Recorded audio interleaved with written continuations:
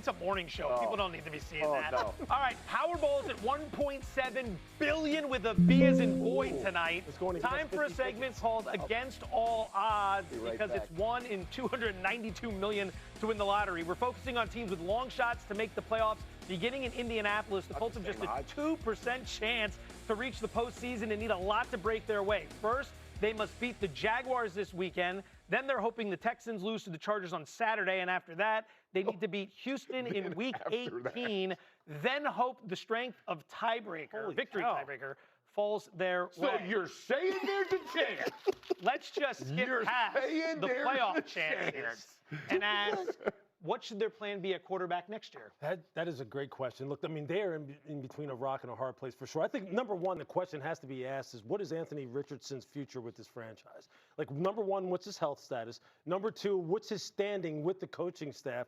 And number three, how is he feeling? What has he been working on? How has he progressed? He's still only 24 years old now. Let's remember that, okay? So let's not throw in the towel with that situation. Phillip Rivers obviously is not the long-term answer. They may be forced to bring DJ back. Daniel Jones may be a quarterback for them in 2026 because right now, you tell me what the options are. There aren't any on the veteran market that are going to really suffice. Let's move on. Let's move on.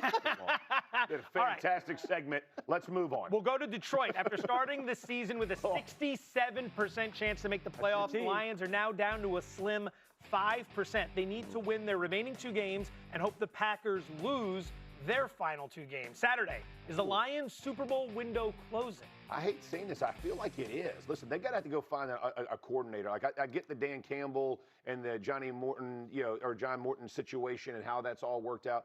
Their O-line didn't play well. Like the loss of Ben Johnson showed in a big way. And I know there was weeks, but you looked at the last few weeks. If you shut down Gibbs, you shut this football team down. That's a problem. It can't be that singular. And again, when your offensive line hasn't played nearly as well as they did the year before, Ben Johnson, I think, had a lot to do with that. Schemes, I figure you're seeing it move to Chicago. I am concerned. They got to go find, or Morton's got to figure out a way to breathe some life back into that offense. Johnson leaving Detroit, you've seen that effect with the Lions. Cohen leaving Tampa Bay, you've seen that effect with the Buccaneers. Let's go to Baltimore. The Ravens are down to just a 7% chance to make the playoffs. How many people were picking them to win the Super Bowl? Me. They're going to need to beat the Packers this Saturday, then hope the Browns can upset the Steelers on Sunday, setting up a winner-take-all matchup in Week 18. Graz, Ravens have a big decision on the future of Lamar Jackson. Take us through what's next. Yeah, he has 2 years left on his contract. The cap number goes up to $74.5 million next year. He's got $29 million guaranteed out of $51.25 salary.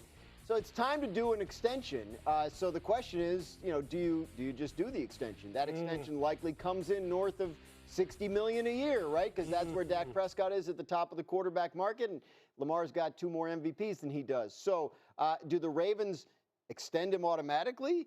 Do they think about what they could get on the trade market and start over? It's a tough situation because you remember how contentious it was last time when he had a contract extension. He's missed games this year with injury, and it's certainly not the first year that's been the case. Yeah, they're in year 8 with Lamar Jackson. I think if you're the Ravens, you're asking yourself, is this program Super Bowl caliber? And if not, do we need to make major changes? And as you've mentioned before, he represents himself. He does. Which compounds the issue a little bit when you're trying to have conversations behind the scenes. Yeah, absolutely. I mean, you can't go through the traditional route and have the agent contact him. You're reliant on Lamar himself to decide it's time to have that conversation. And at this point, to my knowledge, I don't believe that they've had any. So very interesting offseason ahead for the Ravens and Lamar Jackson. Lewis, it feels like it's just the tip of the iceberg with this story. Something we're discussing now that's just going to continue into the offseason, possibly all the way up until the draft, possibly into the summer. What do you think the Ravens should do here? Yeah, this is a tough one. Obviously, I think from the team perspective, you're looking at a situation where you're going to want to build in protections for yourself somehow, some way. But that's going to be hard to do when you're dealing with a player who's going to obviously represent himself. You're going to have to rely on the relationship that you built with the player over time to have these kind of productive conversations to where, hey, look, as a team, you're always trying to mitigate risk. You're trying to minimize risk. And with Lamar, the risk is always about his availability, right? That's the number one thing. I don't think anybody really questions his competency as far as playing the game. When he's on the football field and he's healthy, he's one of the most dangerous weapons in the entire NFL. And Eric DeCosta knows this. John Harbaugh knows this. What is their next best alternative if you wind up trading Lamar Jackson? Because if you're trading him, you're starting over. Exactly. You're simply starting over. And there's a lot of pieces on that. Remember now, 5 months ago, a lot of us unanimously sat here and said, this is the best roster in football. Yeah. Right. This is the best roster. So all of a sudden it went, now all of a sudden it's not. Because if you trade him, then what you're saying is we're starting over. Because you're not going to replace him with someone equal to him. Right. That's just going to step in there and pick right up. So I think with him, this is a very touchy situation. And you mentioned that this morning in our meeting. Because one, he represents himself. Two, how do you value him going forward? How do you protect yourself against injury? Like, this is going to be one that we will talk about a lot for the next 4 or 5 months. Jeff, what are we thinking here for the Ravens? Are we rebuilding or reloading this offseason? I would reload. I mean, I would go around Lamar. Listen, to go replace a guy like Lamar is very difficult, right? You kind of know what you have in Lamar, and to your point, Yep. you have to go get somebody who, if he misses 4 or 5 games, can go win you 4 or 5 games. So you build, again, that's part of building the roster. I do think, and because I thought they were going to go to the Super Bowl this year, right? I picked him early. He hasn't played, even when he was healthy, he hasn't played great. Once he came back from the injury, it hasn't looked the same. So I can totally understand what Grise is saying, but to me, there are few on the planet, 10 tops, that you say we can build a franchise around, right? He's one of the 10. So to reset or restart, you're going, okay, quarterback's not going to be our primary concern. We're going to now build and do it outside of that. It's just a really difficult shift to make once you've built it the way you have. Because you've literally built everything around the style of play, which is different from what other quarterbacks play. Final thought. That's the key. Like, you're not going to replace him with a better player. There is not a better player. But when he's been fully healthy, right? They've been pretty much a division champion, and he's been the MVP. That's right. So, but he hasn't consistently been that. And even in those years, they've been upset in playoff games. That's right. So the question is, what are we trying to accomplish here? Win the Super Bowl. Can we do it with this guy? Why don't we just call Cincinnati, flip quarterbacks? Well, you just know this, though. If he's not, but see, considering the fact that this whole place is built around him, you take him out of there, you are literally starting over. Right. These are conversations. Amber, start us off. Now, I don't want any confusion, all right? We go from 5 to 1 for dramatic purposes because sometimes Amber's starts with number 1, which is weird because you want to build the drama. You know, it happens one time like 7 years ago, and some of us have never lived it down. You know, people don't forget. Let's get to it. Number 5. Number 5 is going to surprise everyone out of the gate a little bit, Jonathan Zaslow, because, again, it would be too easy just to have the worst teams in the NFL on this list. The Los Angeles Rams come in at number 5 for me. They are not one of the worst teams in the NFL. They're a Super Bowl contender. They are a Super Bowl contender. They are one of the best teams in the NFL. But Zaslow, it is not often that a Super Bowl contender fires a coordinator with 2 games left in a season. And that's exactly what the Los Angeles Rams did when they fired their special teams coordinator. They're having to bring in somebody from the outside. They promoted internally, and then they bring in somebody from the outside. Their special teams is their weak point and has been arguably holding them back this season. And I understand that's saying something because they haven't been held back much this season. But after losing that Thursday night thriller, they go ahead, they move on, they make that firing. And when you are firing coordinators because your special teams are that inept, you deserve to be on the hot mess list. That's not a good thing, Zaslow. So yes, the Rams are a good team. The talent is good. The main coaching staff there is good. And I give them credit for making a move when it felt like it needed to be made.